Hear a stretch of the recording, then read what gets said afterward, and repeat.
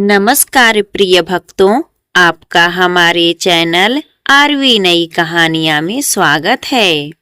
उम्मीद करती हूँ आज की कहानी आपको जरूर पसंद आए। आज सुनेंगे शीतला माता की कथा। तो चलिए इस कथा को प्रसन्नचित मन से हम सुनते हैं। प्राचीन काल में भारतवर्ष के एक बड़े राज्य में वासुदेव नाम का राजा राज्य करता था। उसका राज्य समृद्ध, शांत और प्रजावत्सल माना जाता था। लोग सुखी थे, खेतों में फसलें लहलहा रही थी और नगरों में समृद्धि का प्रकाश फैला हुआ था।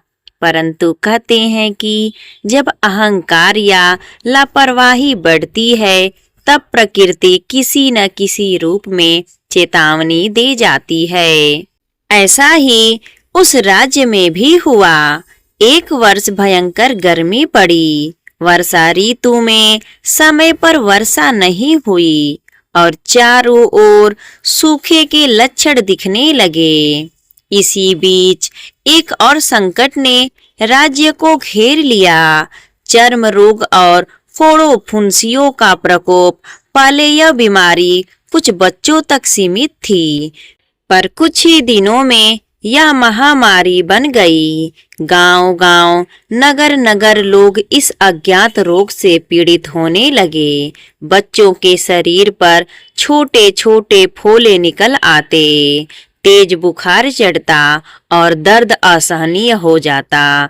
इस बीमारी से लोग इतना भयभीत हो गए कि घर-घर मातम छाने लगा। राजा वासुदेव ने वैद्यों और चिकित्सकों को एकत्र किया। सबने कई तरह की औषधियां आजमाई, पर कोई लाभ नहीं हुआ। बीमारी धीरे धीरे राज्य के कोने कोने में फैलती गई। उस समय लोगों को लगा कि यह कोई साधारण बीमारी नहीं, बल्कि देवी का कोप है। उसी राज्य के एक गांव में एक वृद्ध महिला रहती थी, जिसका नाम धानी माँ था। वह अत्यंत धार्मिक, विनम्र और सदाचारी थी।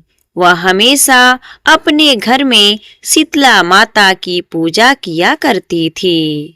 गांव के कुछ लोग उसे पागल समझते और उसकी पूजा विधि का मजाक उड़ाते, पर वह बिना किसी की परवाह किए अपना कर्म करती रही। जब रोग ने भयंकर रूप लिया तो गांव के कुछ लोग धानी माँ के पास पहुँचे। उन्होंने उससे पूछा, माँ, यह कैसी विपत्ति आ गई? क्या कोई उपाय है? धानी माँ ने शांत स्वर में कहा, यह शीतला माता का कोप है। लोग स्वच्छता, सरलता और संयम भूल गए हैं। माता उन बच्चों की रक्षक हैं जो रोग से पीड़ित होते हैं। यदि हम सच्चे मन से उनकी पूजा करें, उनके नियमों का पालन करें, तो माता अवश्य कृपा करेंगी। लोगों ने पूछा कि पूजा कैसे की जाए। तब धानी माँ ने बताया कि शीतला माता की पूजा अष्टमी या सप्तमी को की जाती है। इस दिन घर में चूल्हा नहीं जलाया जाता और पूजन के लिए एक दिन पहले पका हुआ ठंडा भोजन चढ़ाया जाता है, जिसे शीतला प्रसाद कहा जाता है। माता ठंडे भोजन से प्रसन्न होती हैं और गर्म तपा हुआ भोजन उन्हें पसंद नहीं है। यह सुनकर गांव के लोग पहली बार धानी माँ की बात को गंभीरता से लेने लगे। उन्होंने पूरे गांव में सफाई करवाई, घरों की धूल मिट्टी हटवाई, कचरा बाहर फेंका और पानी का संचय स्वच्छ स्थानों पर किया। फिर सब लोग मिलकर शीतला माता के मंदिर में गए। वहां उन्होंने ठंडे चावल, दही, पूरी, हलवा और मीठा प्रसाद चढ़ाया। उन्होंने उम्र भर के दोषों की क्षमा मांगी और बच्चों की सुरक्षा की विनती की। धानी माँ ने पूरे विधि विधान से पूजा करवाई और माता के स्तुति गीत गाए। कथा अनुसार रात होते होते पूरे गांव में वातावरण में एक असामान्य शांति छा गई। तेज आंधी चली और ऐसा लगा मानो सारा वातावरण शुद्ध हो रहा हो। कहते हैं कि उसी रात शीतला माता गांव में आईं। वे गधे पर सवार थीं, हाथ में झाड़ू और कलश लिए, शरीर पर सुहागिन जैसी शोभा और मुखमंडल पर शांति सौम्यता का तेज था। माता घर घर गईं, बच्चों के सिर पर करुणा का हाथ रखा और अपने कलश के जल से घावों को शीतलता दी। सुबह जब लोग उठे तो चमत्कार देखकर आश्चर्यचकित रह गए। अधिकांश बच्चे ठीक हो चुके थे, फोड़ों का दर्द कम हो गया था और बुखार उतर गया था। लोग खुशी से झूम उठे। इस चमत्कार की खबर आसपास के गांवों में फैल गई। सभी ने धानी माँ के मार्गदर्शन में शीतला माता की पूजा शुरू कर दी। धीरे धीरे पूरा राज्य इस महामारी से मुक्त हो गया। राजा वासुदेव ने स्वयं धानी माँ को बुलाकर सम्मानित किया और शीतला माता का एक भव्य मंदिर बनवाया, जहाँ प्रति वर्ष धूमधाम से पूजा होने लगी। धीरे धीरे इस पूजा का महत्व दूर दूर तक फैल गया। लोग समझ गए कि स्वच्छता, संयम और माता के नियम का पालन ही सबको सुरक्षित रखने का मार्ग है।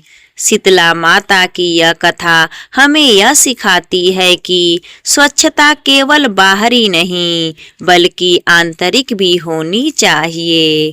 बच्चों और परिवार की सुरक्षा में सावधानी और अनुशासन आवश्यक है। ईश्वर में विश्वास और प्रकृति के प्रति सम्मान जीवन को स्वस्थ बनाता है।